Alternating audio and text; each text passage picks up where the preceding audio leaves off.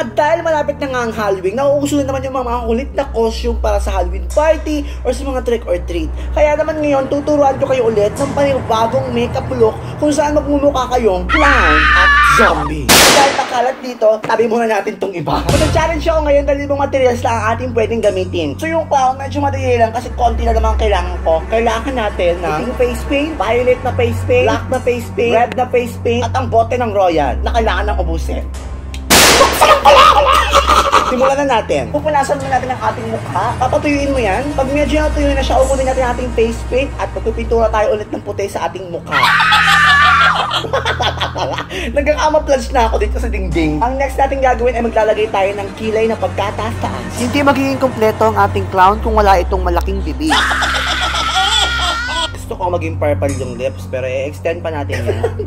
Kukunin nyo ulit ang pulang face paint at pipinturahan nyo ang mata nyo para may kunyaring dugo-dugo. Pag naubos na ang kanyo, guntingin ninyo at gawin ninyong corona. Gugupitin natin siya sa gitna.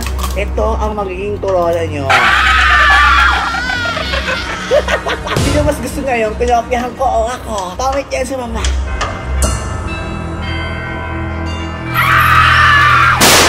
Ngayon naman, gagawin natin ang ating zombie look. Para sa ating zombie look, ang ating kailangan ay pulang face paint, eyeshadow, foundation, brush, at syempre, ang bote ng Royal na kailangan nating ubusin.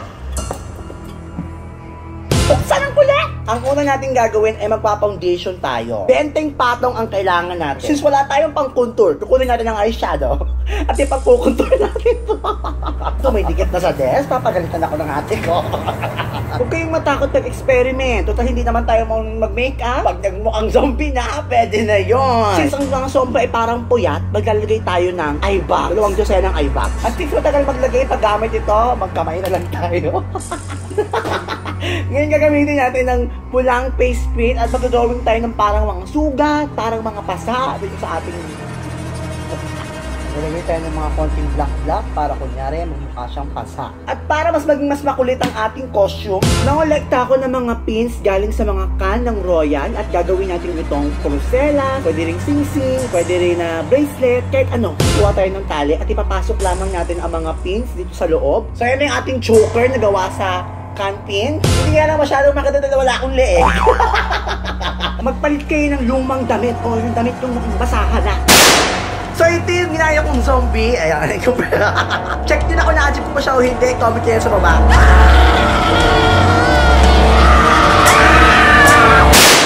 At pwede ka naman maging creative gamit lamang ang mga limited na gamit sa bahay. Kung gaya itong mga cans ng Royal, pwede mo itong mailagdag para sa iyong costume sa Halloween.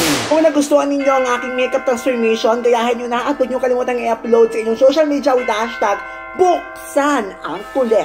Huwag nyo na kalimutan i-like, i-favorite at i-share nyo ang video ito sa lahat ng mga kaibigan ninyo. At-subscribe na rin kayo sa aking main channel, Lloyd Cafe Cadena, at sa aking vlogging channel, Lloyd Cafe Cadena Vlogs. At i-like nyo na rin ang Royal Facebook page